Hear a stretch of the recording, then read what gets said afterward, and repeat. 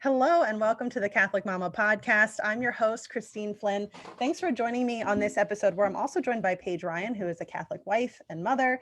And she is also an interior designer, formerly of HGTV, an author, and also, is it just on Instagram page, the Revived and Renovated show? Or it's on YouTube too. Okay. So also the co-host of a really awesome show on I guess YouTube and Instagram. I've only seen it on Instagram talking about home and faith and everything in between, as the tagline says. And they've got a book coming out together in just a couple of months. Paige, thank you so much for joining me. Christine, thanks so much for having me. This is such a pleasure. So many of my favorite topics are wrapped up into one.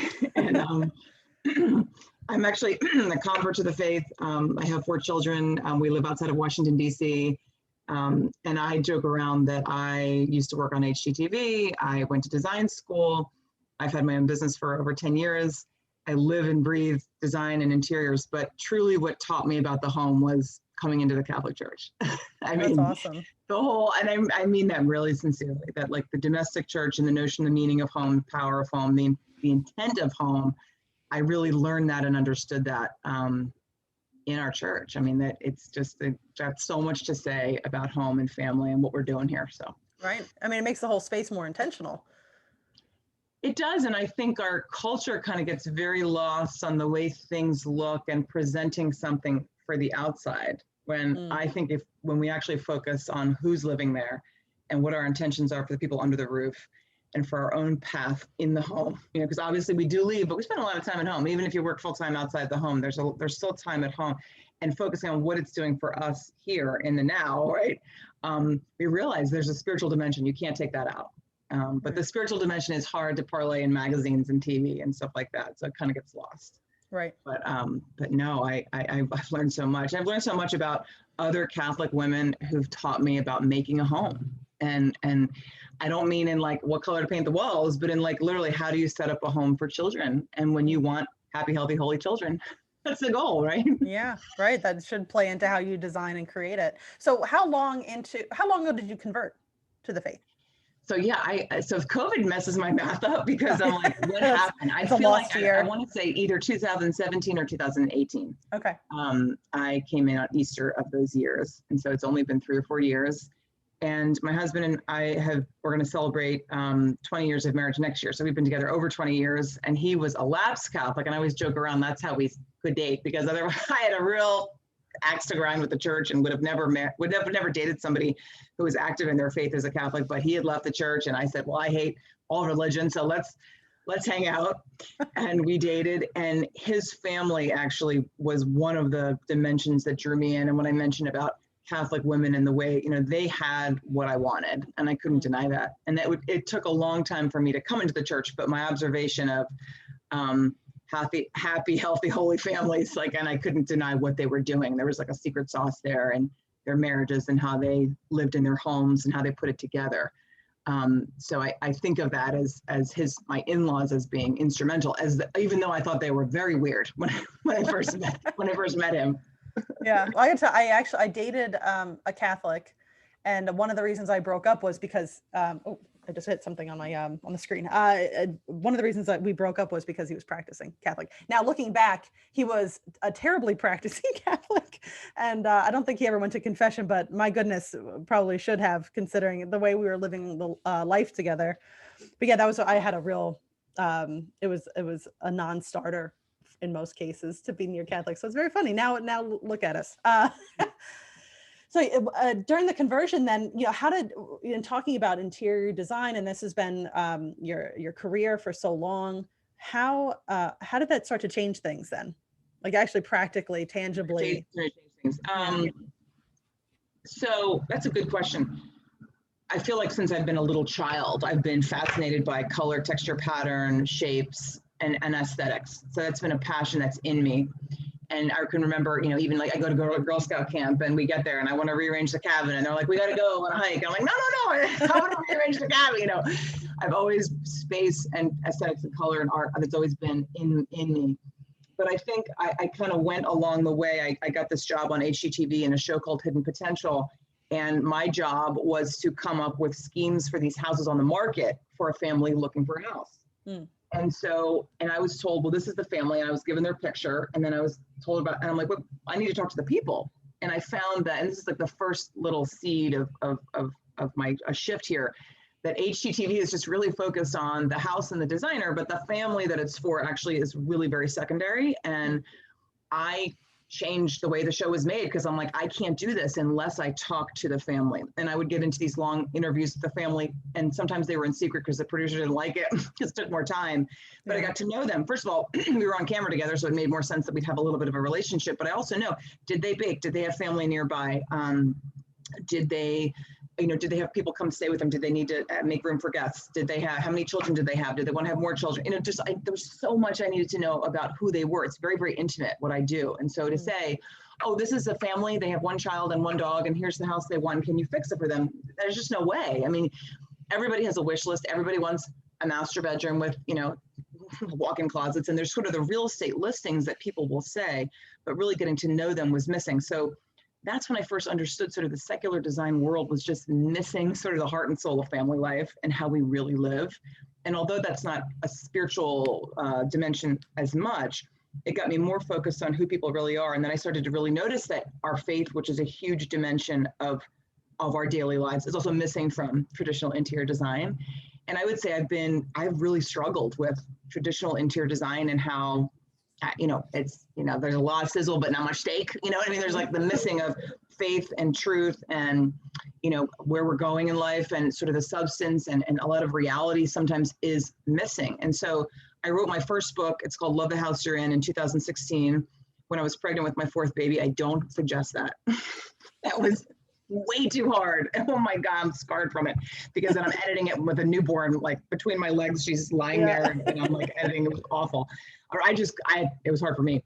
But that was really about putting the focus on the homeowner. Now, let's say I know the culture and the market says, buy our things and listen to what we say, but I actually think we need to tap into sort of what we know about ourselves and what we know and really honor that and understand that the market wants to tell you what to do, but ultimately, we have to decide for ourselves what we're drawn to. And then we also have said, what is the house for? What is the house for? It's to raise our children, to grow as human beings, to develop in marriage. And so, and the more and more I talked about this and wrote about it, I'm like, this is what the faith says, and sort of design wants to focus on like just really the artifice or the top layer. And there is a place for that. And I love that. But that is not first. That's not first.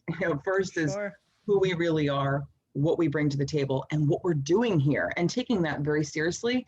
And there's many families where that is 90%, and then they've got 10% left, and then they put, then the 10% is decorating or making the space or so forth. But the whole home is filled with their intention for loving and rearing their children, their focus on their marriage and relationships and community. And I think those are the people that love their houses the most, because their focus really is on the purpose of their home. And so, and the more and more I just started to talk about that, I just started to see like a real dividing line between, interior design media that is just, again, missing from heart and soul, if you will. And then a lot of like lies in the culture that tells women that, you are deficient if you don't have a pretty, clean, tidy home that is up to snuff based on the minute of what the marketplace says is okay. And that's a lie.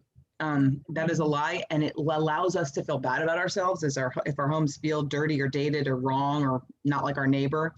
And it's just another reason that kind of women get focused on the wrong things, I think. Yeah. And I come to this honestly because I was reared to believe that if you had a really pretty nice house in the suburbs, you've made it, and that's that was what heaven was like, is attaining the nice, pretty, shiny thing. And the truth is, well, what's the pretty shiny thing for? What's the house even for? The house is for family and the next generation, and forming them and loving them. And anyway, so. Well, you mentioned it. No, but you mentioned, we talked about it a little bit before we hit record, I think, but, oh shoot, I just lost my, sorry, I go on and on. I'm really sorry about that. Oh, no. Well, I'll remember what I was going to say. I hope. We'll see. But I was thinking, before my husband and I converted, we had a lot of parties, and we'd have a lot of people over. Mostly, they were just silly parties or themed parties. And it was really just because we got together and it was fun. Now I remember what I was going to say. If you don't believe that there is a driving purpose to this life and the goal of the life is to spend eternity in heaven with God, then having the pretty shiny thing and the nice house in the suburbs that's up to date with all of the latest trends, that is really important. But once you get into, so for us, once we moved past, a house is just to have a fun parties in. And then we realized that actually maybe our vocation is to entertain or not entertain, but invite people into our home and feed them in more ways than one, and to develop community and help people grow in faith. Well, that changed our house and just the home life in general. And then as we started looking, because we were in a very cramped townhome and we had a lot of parties. Now, when we were looking for our first single family home, knowing that we wanted to, I think it was Emily Stimson Chapman who had said once that when they were fixing up their home or buying a home, her and her husband realized that part of their vocation was inviting people into their homes.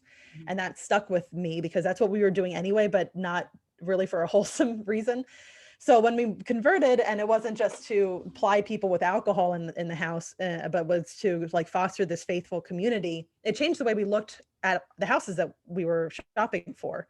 And we wound up with, I absolutely love our kitchen and that space because it's open and it's got this great big island. And some of it is probably dated and we need some new things or whatever, but I actually don't care because I love the purpose that, we shopped for the house with this certain purpose in mind. And it makes me love the house, even with the fact that, the paint's peeling in certain places and whatever else. Well, okay, I'm just like smiling ear to ear. I want to go to one of your parties. You guys have sound very fun. And I did have a big partying chapter, so I understand that. And I think my husband and I both love revelry and community and bringing people together and big groups. And we love that. And there was a time, and I'm in recovery, so I don't drink anymore. I've drank in my share.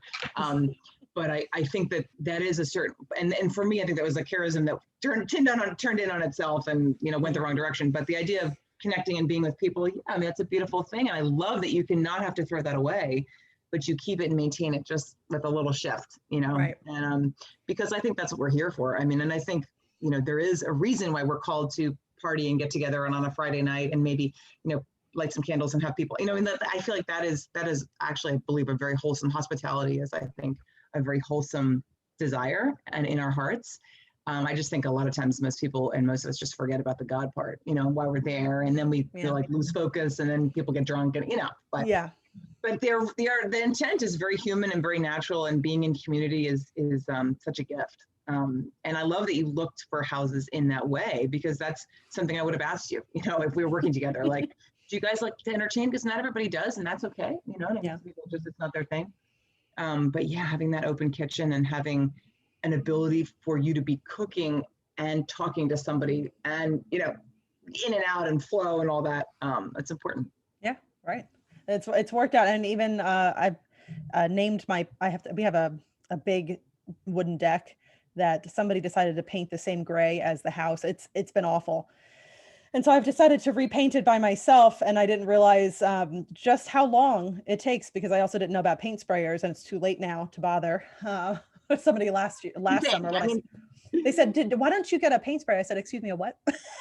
Where were you? Anyway, so I've named this deck painting project Christine's Purgatory, but in the past, because it's never ending, in the past, I would have been very apologetic or felt very bad about myself that this project has taken so long.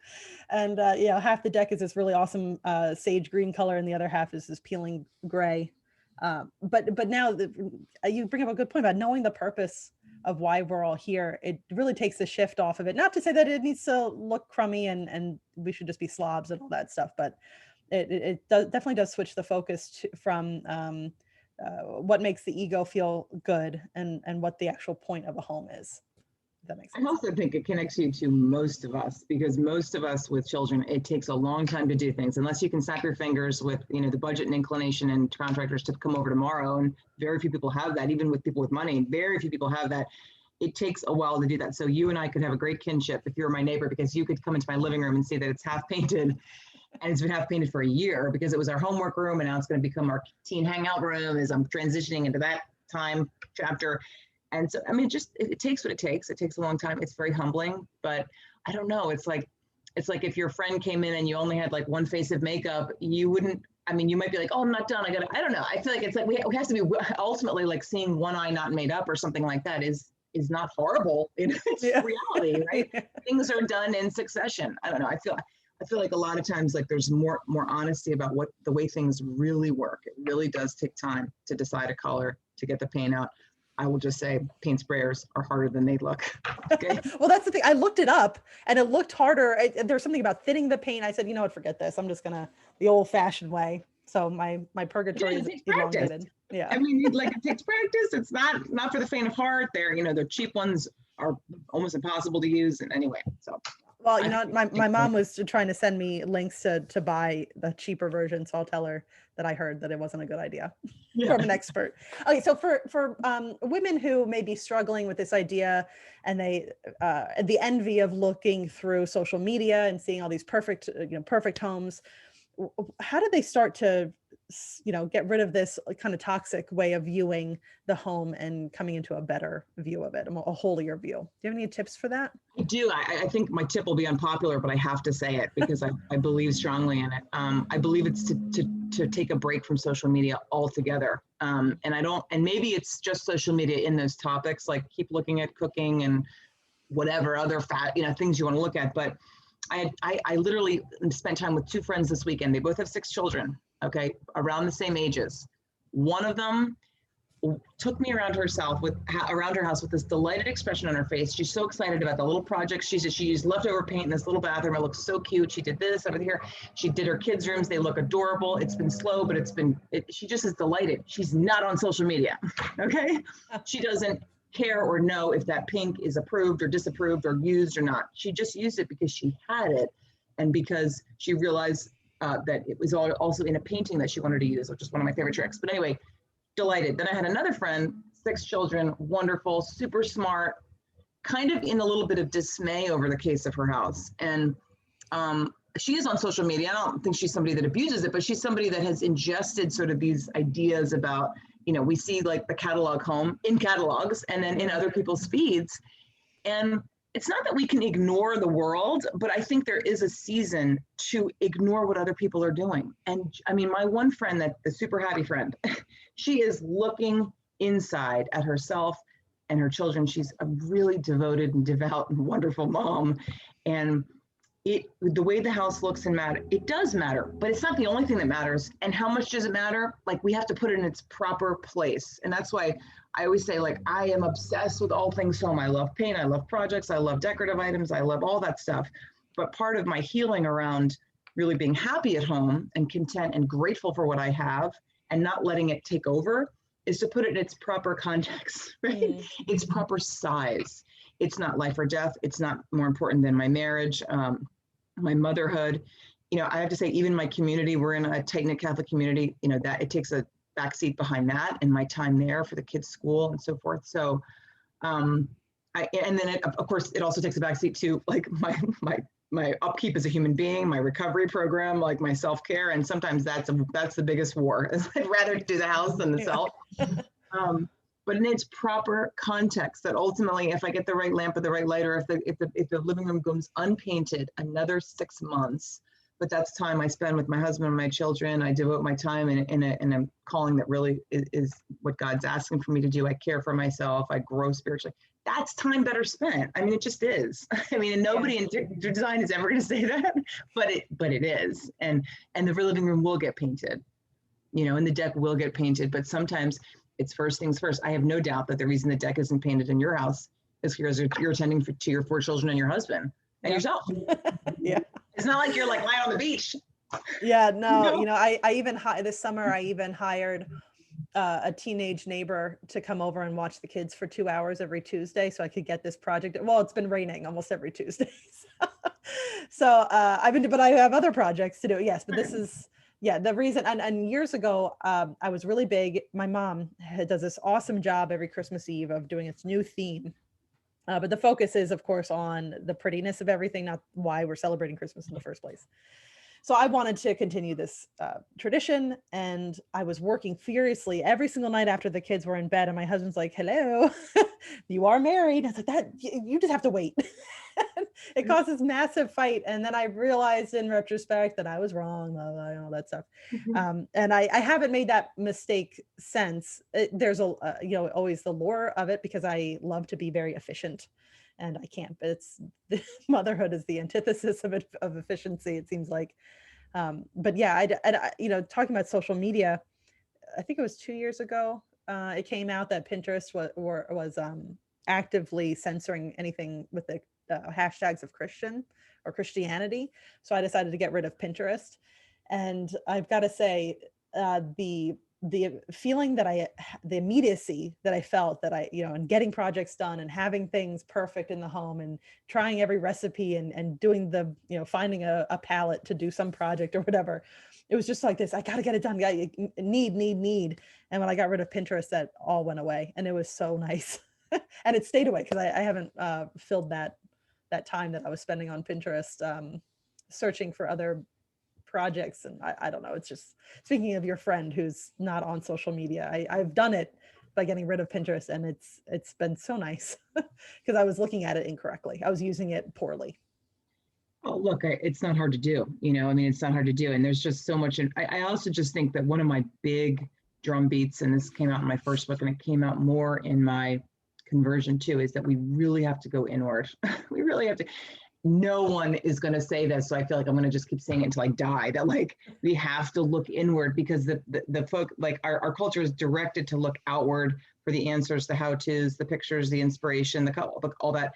We're going to have to be unafraid to look inward for those answers. And granted, you might say, well, I don't know how to do a Pinterest, Halloween craft for my kids' class, which is what I use Pinterest for, Okay, well then you have to do something, I don't know, you have to craft pumpkins, you have to do something that your grandparents did, do something very old school.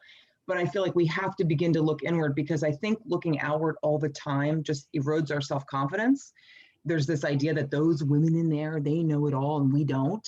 They have the answers. We're just kind of like trying to suck up all the information and wisdom because clearly we don't have it. And I think our grandparents who didn't have social media, who only had a few magazines, if any, we're more confident in the home in every respect. And they leaned on, the Pinterest of their day was maybe like asking their neighbor, like, how do you make this cake? Or like, oh my gosh, I like how you made that, tissue paper holder out of fabric or whatever. But it's like, it wasn't this influx of this idea that all the people in there and, know. Yeah. And that's something I feel very passionate about. And it's very against the grain, because we're taught to believe that this has the keys and the answers for everything. And it doesn't. And I also think God is inside of us. I truly believe this. This is a part of my sort of where my faith began. And so I have to tap into his wisdom and trust Jesus too, to guide me, even in the most mundane tasks. I mean, even in the smallest things, because we can use this and we can use these tools, but I think we have to trust that they're not everything, right? And put them in their proper place. And if you're struggling with your home, put it down. You can hide. I wish Instagram had more tools to say snooze. Like, let me snooze on the design and decorative. If somebody knows that, I would love them to tell me, but decorative or design accounts, just snooze for a month. Yeah. Right? Because I also, I follow National Geographic. I follow Aurora Borealis Observatory, which is like the most amazing nature account. I follow all these other things, no news, but I follow like lots of other nature stuff, lots of other faith stuff. But, sometimes there's a certain topic and I need to just take a snooze on that. Yeah, right. I would say too, and maybe not always looking outward, you wind up suppressing your own creativity. So I know when I was using Pinterest, I would be like, oh, okay, well, how can I make a fish craft or whatever? So I'd look for other people's ideas. And it took a while after I'd gotten rid of Pinterest for that skill to come back. But over time, I remember, my mom, I think I don't know, she's really good at internet research and finding ideas, but she's also really quick on coming up with her own ideas, and she's very creative and artsy in her own way. And I think that is because she wasn't just filling her head with ideas. She actually forced to not, look for other people's ideas immediately. Doesn't mean that there's not a place for that. It forces you to cultivate that creative muscle a little bit more. Yeah, no, for sure. I mean, it does, I think the house is a creative endeavor, and it is truly a creative process. We're not really ever done because the house is always really in flux and changing as we change, as children change. And it is very, very creative. And I don't think it's creative in the sense of I look on Pinterest and then I copy that. I mean, Yeah, right. although that might feel much safer, right? Because if I say to myself, there's a lot of women that hire me that say, I'm just not creative. I just don't have any decorating sense. I just don't know what I'm doing. You know, I just don't believe that. I mean, there may be people that are more inclined, like I'm horrible at math. That's why I didn't become an architect. I mean, there's certain people that have certain charisms, but tapping into where you are drawn and trusting what you're drawn to. I think that's another thing. And you stop trusting yourself when you're constantly looking at all these houses, they just have white walls, or they all have pink walls, or everybody has a white kit. Well, that's actually not true. It's just what you're looking at. Yeah, sure. And it's actually not even true of the whole Instagram world, because these worlds now are so massive that I could tailor make a feed for you that made it look like the world just painted white and that's it. And I could tailor it to say, no, the world is just doing jewel tones in their house. And then I could scrap that and tailor an algorithm that would show you that, everybody's living in tents. I don't know. You know what I mean? Like it's a massive world, and the beauty of it is that it is massive and multifaceted and complicated, but the way it's algorithmed down for us can make it seem like the world is doing one thing, which is not true. Modern farmhouse. I think that's okay. So I like that. Take a break on social media, go inward. What else do you got? There's a break in multiple ways, like even break on buying anything new. That's the first chapter of the first chapter of my book is just stop. First chapter of my first book, stop, don't buy anything, and turn off, take a social media or sort of a design media break and see what else piques your eye. What colors of what, if you're in the summer and you're a temperate climate, what fruit are you drawn to? What does your closet look like? When you're out and about, what shapes are you drawn to in nature? And just taking a note and noticing what you are drawn to organically in patterns and color and textures and all that. And it sounds very airy-fairy, and somebody's like, I just want to go to the store. I'm like, I get you, but the store gets easier when you do the footwork of understanding yourself and what you like. When I go in my closet, I see a lot of the same thing over and over again that I've bought. I'm now 46 for decades.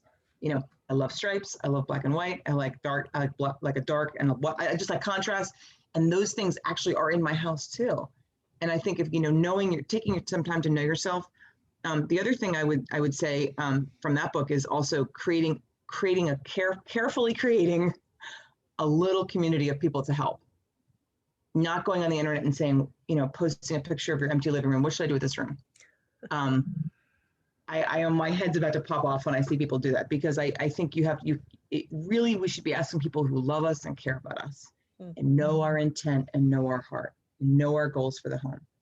Not anybody out there willing to give you advice, because everybody is. And I think that muddies the waters, makes it confusing. I mean, I'm on these Facebook groups, and I can't even believe it, the extent to which people are asking strangers for design advice in their home, like the most intimate part of their life. Which, by the way, it's all conflicting. Right. Yeah. Conflicts. Makes it easier for everybody, right? Simplifies. I go in there and I say, ignore everything and take some time. I just get so mad, because I think that's, again, that erosion of confidence in the culture for women, that we now think we can't do anything. So we have to ask all the other women who must know. And frankly, there are women who are like, oh, I know. This is what you should do. You should paint the walls white, paint the mullions black of your house, get some art at Target, whatever it is. Like, here's your prescription. Yeah. I just don't, it's never that easy. Sorry. That might work for a couple months, but then you'll see online white rooms are out. Oh no, Yeah. Right. Yeah. If you keep chasing that, that's expensive, exhausting, and eroding. It sounds like. It is. And then also as we women, we got to get on with it. You know what I mean? Like I'm guilty of this. I want to tinker and do forever, but we got to get on with it. There's other work to be done, like in the home, that's beyond decorating. And this is someone who loves decorating, but we have to do something and not say, well, if I don't like it, I'll just change it. Well, you'll probably have something else to do then. So let's try to make a solid choice the first time. Granted, every couple of years, the houses need to be painted, especially when you have sons, but so you change your mind, and look, it's only paint, and I get that, but this idea that we're going to constantly just redo DIY, redo project. I think there's other work that we have to do, and I think I hate to say that, but that's true. I think Yeah, we got it. Yeah, I like that. We got to get on with it. Okay, so you mentioned your first book, but you have another book coming out. Yes, I Can do. you Thank talk a you. little bit about that? Sure, sure. So I met this wonderful human being named Victoria Durstock, and she had written the first book I'd ever seen in my life that kind of put together faith and the home as topics. And she wrote a devotional called Heart and Home, and it's a line of scripture with like how it corresponds literally to the home and making of the home and decorating on every single page. And it just blew me away. I'm still like, because for me at that time, the Bible seemed like an old weird book nobody ever opened. I couldn't possibly relate to like ancient peoples, I have come a long way actually because of my relationship with Victoria, who is an incredibly faithful Baptist woman. I started the Bible in the Year podcast with Ascension Press, and I'm on page 200. And so I'm like deep in the New Testament, the Old Testament, and it's changed my life. But my meeting so she's had a big impact on me, but we got to know each other. We talked, we understood that it's a little rare for somebody to be so passionate about the home and passionate about faith and want to put them together because they're really two separate entities in the culture. And we decided to do this book project together, and and we decided to be started as an IGTV series. And what we did is we took 12 words that are related to the home: renovate, revive, restore, recover, all these kinds of words. And we talked in their duality of the home and faith. And even though I said that sounded like a great idea when we started, as we did it, it blew me away that these words have such deep dual meaning in both realms. And literally, like every time we met to create these videos, I just was like, oh my gosh, like it just is. And these words are all in scripture, and they're also in all of like the world of home and decorating and design. And it was just really, really cool to dive into those. I mean, recover, one of my favorite thing to do is recover a chair with fabric. And I'm also in recovery. So that episode's long. Yeah. I mean, real long, we talked for like, but I mean, it's been a beautiful project, and we just finished the book, and it's got the same format as the show. And it's just been very, very, very moving. And just to see scripture kind of guide, and I say scripture came to us, it's because Victoria has the Bible memorized, but basically inserted scripture right where it makes sense and is guiding us in our relationship to bring the words to the page. So that's awesome. That's you mentioned it earlier about bringing God into everything, even the small stuff, and certainly into the home. I mean, there's absolutely no reason why we shouldn't, but it's probably something that isn't thought about very often. Well, we're taught. I don't think anybody's. I mean, no. Unless we learn from our grandmother. I mean, if you look at a magazine, you'll never see a crucifix. You might see some sort of like New Age stuff, or you might see Buddha or something like that. You'll never see images of Christianity unless you see some, I don't know, somebody's Santos collection or something like that. It's just very rare, and it's absent from what we're taught is the right way to do a home. Right. And so and then there's this other whole sort of Christian faith and Catholic faith that are talking about every home needs a Last Supper, a crucifix over the bed, an image of Mary, an image of the sacred. And there's all these like rules about what you have to have as a Catholic home. And I feel like I'm parsing through that and understanding that too, and trying to make sense of that a little bit too. And I've written a little bit about that too. Sometimes as Catholic women, we can take that real seriously and then kind of lose maybe the intent of that too, because I don't think we want Mary on our wall just to check a box. Right. Right. We want Mary on our wall to be our mother and to be a big signal that changes our heart and mind every time we walk by. And if the picture of Mary, your mother, you use doesn't do that, you got to get a new Mary. Yeah, right. That's true. Yeah, we've been very intentional about the images that we've brought into the house of either Jesus or the Blessed Mother. And there's so many that if I just picked up one just to have it, it would not be meaningful to me whenever I see it. But the ones we've picked are the ones that we've really been drawn to or spent time looking for and have been so happy with the choices.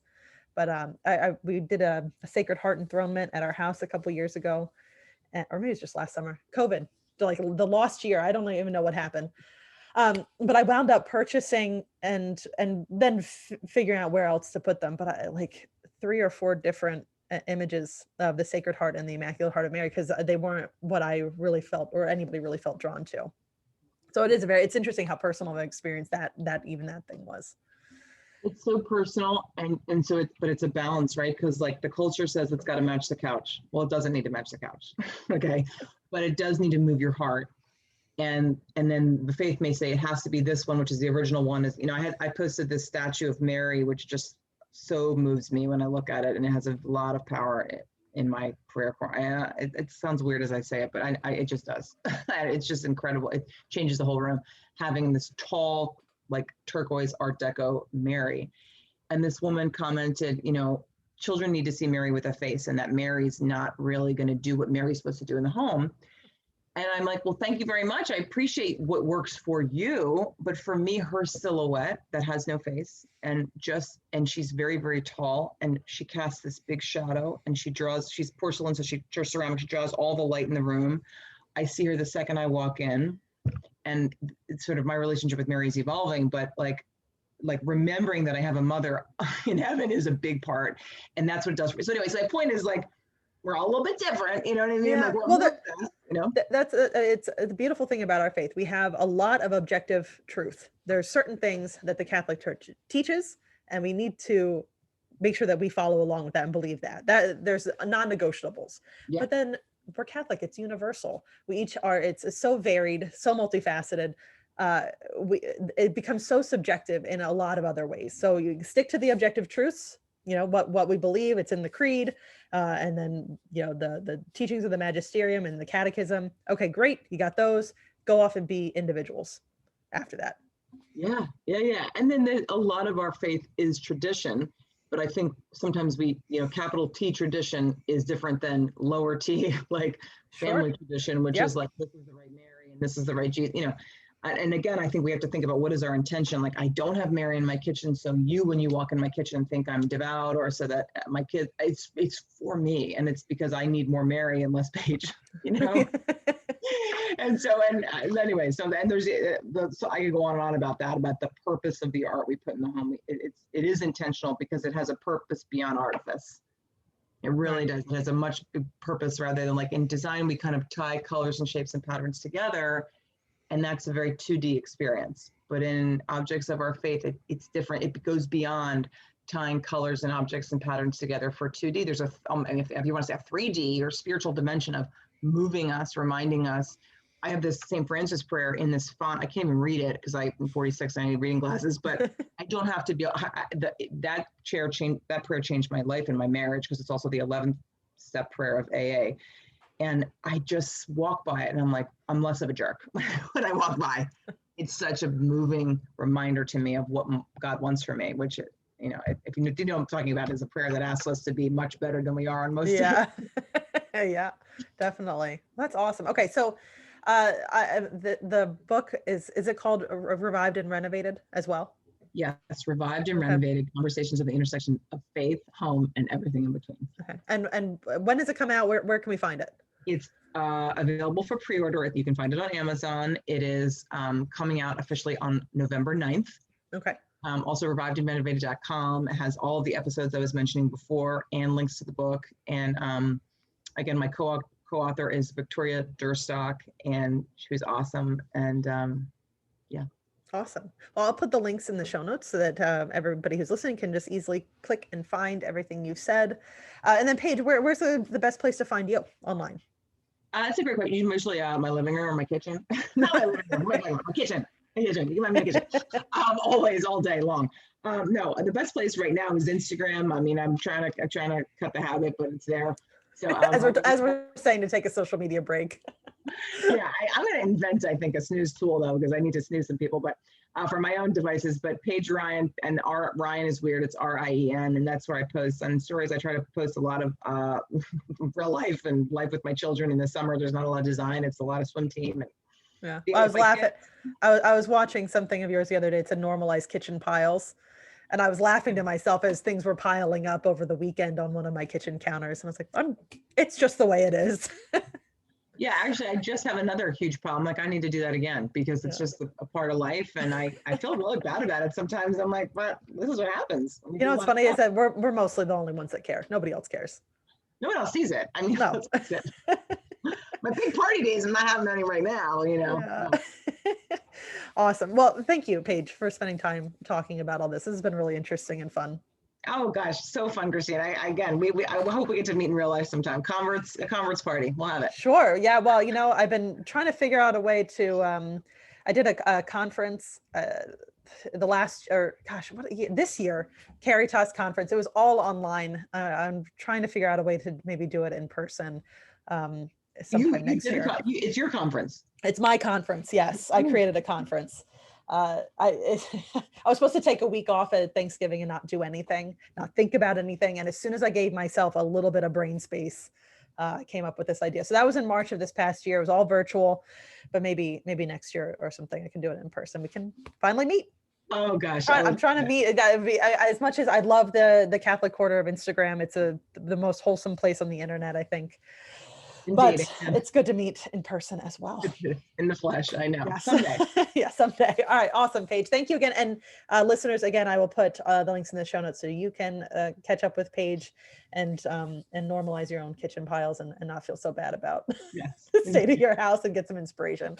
All right, cool. And everyone, until next time.